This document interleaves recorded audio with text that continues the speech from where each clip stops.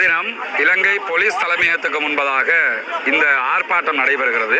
இந்த ஆர்ப்பாட்டத்திற்கான அடிப்படை காரணம் என்னன்னா, நமக்கெல்லாம் தெரியும், இலங்கை அரசாங்கம் என்கிற வகையிலும் இலங்கை ஒரு நாடு என்கிற வகையிலும் சர்வதேச மட்டத்தில் ஐநா சபையிலே பாலஸ்தீனத்தை ஒரு தனி நாடாக அங்கீகரித்த ஒரு நாடாகத்தான் நம்ம இருக்கிறோம். உலகத்தில் 136 நாடுகள் பாலஸ்தீனத்தை தனி நாடாக அங்கீகரித்திருக்கின்றன. அங்கீகரிக்காவிட்டாலும் அவர்கள் தனி நாடுதான். காரணம் என்னன்னா, இஸ்ரேல் என்கிற ஒரு நாடு 1946களுக்கு முன்பதாக அங்கு இருந்ததில்லை. அந்த இடத்துல இருந்தது பலஸ்டைன் என்கிற ஒரு நாடு. பாலஸ்தீனம் என்கிற ஒரு நாட்டை அபகரித்து இஸ்ரேல் என்கிற ஒரு ஸ்டேட்டை உருவாக்கி இன்றைக்கு பாலஸ்தீனத்திற்கே சுதந்திரம் கொடுக்க முடியாது என்று முழு அடக்குமுறை பாலஸ்தீனத்தில் நடைபெற்று வருகிறது. குறிப்பாக இதுவரைக்கும் 539 நாட்களாக காசாவிலே யுத்தம் நடைபெற்று வருகிறது. இந்த 539 நாட்கள் நடைபெற்றிருக்கக்கூடிய யுத்தத்தில் 70,000க்கு மேற்பட்ட அப்பாவிகள் கொல்லப்பட்டிருக்கிறாங்க. 1,00,000க்கு மேற்பட்டவர்கள் படுகாயம் அடைந்திருக்கிறார்கள். நிரந்தர ஊனமுற்றவர்களாக ஆகியிருக்கிறார்கள். அவங்களுக்கு திரும்பி எழும்பி நடக்கிறதுக்கு எந்த காரியமும் பண்ண முடியாது. கொல்லப்பட்டவர்களில் 15,000க்கு மேற்பட்டவர்கள் இடிபாடுகளுக்குள் இருக்கிறார்கள் என்று சொல்லப்படுகிறது. அவங்களை வெளியெடுக்க முடியாம இருக்கிறாங்க. அங்க எந்த பாடசாலைகளும் இல்லை, எந்த பள்ளிவாசல்களும் இல்லை. தொழுகை கூட வெறும் தரையிலே நடைபெறுகிறது. உண்பதற்கு உணவில்லை, குடிப்பதற்கு தண்ணீர் இல்லை, எடுப்பதற்கு மருந்துகள் இல்லை. மீண்டும் சீஸ்ஃபயர் முடிவுற்றதற்கு பிறகு தொடர்ந்து 57 நாட்களாக மீண்டும் அவர்களுக்கு எந்த விதமான உணவுகளும் கொடுக்காமல் முழுமையாக அவர்கள் ஒரு முற்றுகையின் கீழ் வைக்கப்பட்டிருக்கிறார்கள். உலகத்திலேயே ஒரு சமூகம் தன்னுடைய நாட்டையும் இழந்து தன்னுடைய நாட்டை தாருங்கள் என்று கேட்டுக்கொண்டே செத்துக்கொண்டு இருக்கக்கூடிய ஒரு சமூகம் இருப்பாங்கன்னா அது பாலஸ்தீன மக்கள் மட்டும்தான். உலகம் முழுவதும் இவர்களுக்கான குரல்கள் எழுப்பப்பட்டுக் கொண்டிருக்கிறது. ஆனால் இலங்கையில என்ன நடக்கிறது பாத்தீங்கன்னா, இலங்கையினுடைய இப்ப இருக்கக்கூடிய ஏகேடி கவர்மெண்ட்டை பொறுத்தவரையில இந்த அரசாங்கம் ஆட்சி அமைப்பதற்கு முன்பதாக இருந்து கூட, குறிப்பாக ஜேவிபியாக இருக்கிற காலத்தில் இருந்து என்பிபியாக மாறிய காலத்து வரைக்குமே நீங்க எடுத்துக்கிட்டீங்கன்னா, அனுரகுமாரவாக இருக்கலாம், அவருக்கு முன்பிருந்த தலைவர்களாக இருக்கலாம், இப்ப இருக்கிற அவர்களுடைய அமைச்சர்களாக இருக்கலாம், அத்தனை பேருமே ப்ரோ பாலஸ்தீனியன், பாலஸ்தீன ஆதரவாளர்கள். பாலஸ்தீனத்திற்காக போராட்டம் நடத்திய இயக்கத்தை வளர்த்தவர்கள் ஏகேடியினுடைய அரசாங்கம் என்பதில் யாருக்கும் மாற்று கருத்தில்லை. இன்றைக்கும் இந்த யுத்தம் நடைபெறுகிற நேரத்தில் கடந்த 539 நாட்களாக நடைபெற்ற யுத்தங்கள்ல ஒரு 7 அல்லது 8 தடவைகள் இருக்கக்கூடிய அரசாங்கம் என்பிபி கவர்மெண்டினுடைய முன்னாள் ஜேவிபியினுடைய மாணவர் அணி களமிறங்கி பாலஸ்தீனத்திற்காக ஆர்ப்பாட்டம் நடத்தி இருக்கிறது. அவர்களுடைய கட்சியே பாலஸ்தீனத்திற்கு ஆதரவாக இஸ்ரேலுக்கு எதிராக ஐநாவுக்கு முன்பதாக ஆர்ப்பாட்டம் நடத்தி இருக்கிறது, நடத்தி கொண்டிருக்கிறார்கள்.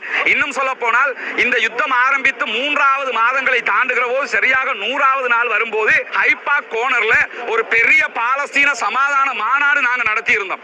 அந்த மாநாட்டிற்கு அரசாங்கத்தினுடைய, அப்ப இவங்க அரசாங்கத்தில் இருக்கிற எதிர்க்கட்சியில தான் இருந்தாங்க, அப்பொழுது பாராளுமன்ற உறுப்பினராக இருந்த விஜித ஹேரத் அதிலே கலந்து கொண்டார். இன்றைக்கும் பாலஸ்தீன இலங்கை நட்புறவு சங்கத்தினுடைய மிக பெரும் ஆதரவாளராக, போஷகராக களத்திலே நிற்பவர் அமைச்சர் பிமல் ரத்நாயக்க. இப்படி பாலஸ்தீன ஆதரவு போக்கு என்பது அவர்களுடைய கட்சியினுடைய ஒரு கொள்கையாக இருக்கக்கூடிய நேரத்தில் இப்ப என்ன பண்றாங்கன்னு சொன்னா, பாலஸ்தீனத்திற்கு ஆதரவாக ஒரு ஸ்டிக்கரை ஒரு பையன் ஒட்டினானுங்கிறதுக்காக வேண்டி அந்த பையன் கைது செய்யப்பட்டிருப்பதாக சொல்லப்படுகிறது. உண்மையிலேயே அவரை வேறு காரணங்களுக்கு கைது பண்ணி இருந்தா அது என்ன காரணம்ங்கிறது அரசாங்கம் சொல்லி இருக்கணும், சொல்றதுக்கான வாய்ப்பு கிடைத்தது.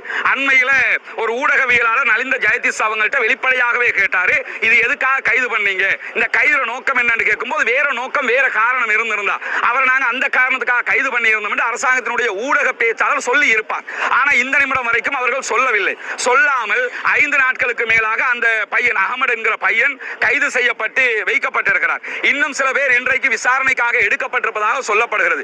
உண்மையிலேயே பாலஸ்தீனத்திற்கு ஆதரவாக இஸ்ரேலுக்கு எதிராக பேசினாலே கைது என்கிற ஒரு நிலைப்பாடு என்பிபி அரசாங்கத்திற்கு இருக்கிறதா என்பதை அவங்க வெளிப்படுத்தணும். அங்க இருக்கக்கூடிய முஸ்லிம் பாராளுமன்ற உறுப்பினர்கள் இதை கேட்கணும். குறிப்பாக பிரதி சபாநாயகர் அவங்க 2 நாட்களுக்கு முன்பதாக தெவட்டகா பள்ளிவாசலுக்கு முன்னாடி நடந்த பாலஸ்தீன ஆர்ப்பாட்டத்திலேயே, பாலஸ்தீன ஆதரவு ஆர்ப்பாட்டத்திலேயே அவரே கலந்து கொண்டிருந்தார். அப்படி என்றால் முதல்ல என்ன பண்ணுங்கன்னா, உங்க கட்சியில இருக்கிற பார்லிமெண்ட் மெம்பர்ஸ் அரெஸ்ட் பண்ணுங்க, உங்க கட்சியில இருக்கிற பிரதி சபாநாயகரை அரெஸ்ட் பண்ணுங்க, உங்க கட்சியில இருக்கிற மினிஸ்டர்ஸ் மாருக்கு நடவடிக்கை எடுங்க. அதை விட்டுவிட்டு ஏன் அப்பாவிகள் மீது என்ன காரணம், உண்மையான காரணம் ஏதாவது உங்கள்கிட்ட ஹிடன் அஜெண்டா இருக்கும்னா அதை சொல்லணும்.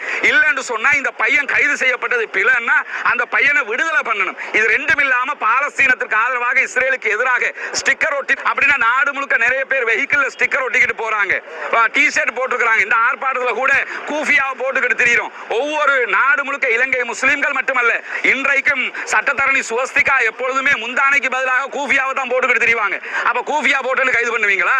அது ஒரு ஃப்ரீ பாலஸ்டைன் ஸ்டிக்கர் ஒட்டினா கைது பண்ணுவீங்களா? என்னுடைய வண்டியில் 539 நாட்களாக ஃப்ரீ பாலஸ்டைன் ஃப்ரீ காசான்னு ஒட்டிக்கிட்டு திரியும். அப்ப கைது பண்ணுவீங்களா? 539 நாட்களாக நான் வீடியோ பேசிக்கிட்டு இருக்கிறேன், அங்க என்ன அநியாயம் நடக்குதுன்னு. அப்ப அந்த மாதிரி ஆதரவு குரல் எழுப்பினா கைது பண்ணிடுவாங்களா? அப்ப என்ன இதற்கான அடிப்படை என்ன? நீங்க நாடு முழுக்க உலகம் முழுவதும் இலங்கை என்பது பாலஸ்தீனம் தனி நாடாக ஆக வேண்டும் என்று இருக்கக்கூடிய ஒரு அரசாங்கம் ஐநாவில் எப்ப வாக்கெடுப்பு வந்தாலும் இந்த யுத்தம் 539வது நாளாக நடக்கக்கூடிய இந்த யுத்தத்தில் இதுவரைக்கும் ஐநாவினுடைய செக்யூரிட்டி கவுன்சில் 7 தடவைகள் அவங்க தீர்மானம் கொண்டு வந்திருக்கிறாங்க. 7 தடவைகள் கொண்டு வரப்பட்ட தீர்மானத்திலையும் இலங்கை முழுவதுமாக பாலஸ்தீனத்திற்கு ஆதரவாகத்தான் கைதூக்கி இருக்கிறது. இந்த 7 தடவைகள் முன்னாள் ஜனாதிபதி ரணில் விக்ரமசிங்கவுடைய ஆட்சி காலத்தில் 4 தீர்மானங்கள் கொண்டு வரப்பட்டது. இந்த அரசாங்கத்தினுடைய ஆட்சி காலத்தில் 3 தீர்மானங்கள் கொண்டு வரப்பட்டது. அப்ப சர்வதேசத்தில் போய் நாங்க பாலஸ்தீனம் என்பீங்க, உள்நாட்டுக்குள்ள பாலஸ்தீனத்திற்கு ஆதரவாக ஸ்டிக்கர் ஒட்டினா கைது செய்வீங்கிறது எந்த விதத்திலும் ஏற்றுக்கொள்ள முடியாத ஒரு காரியமாக இருக்கிறது.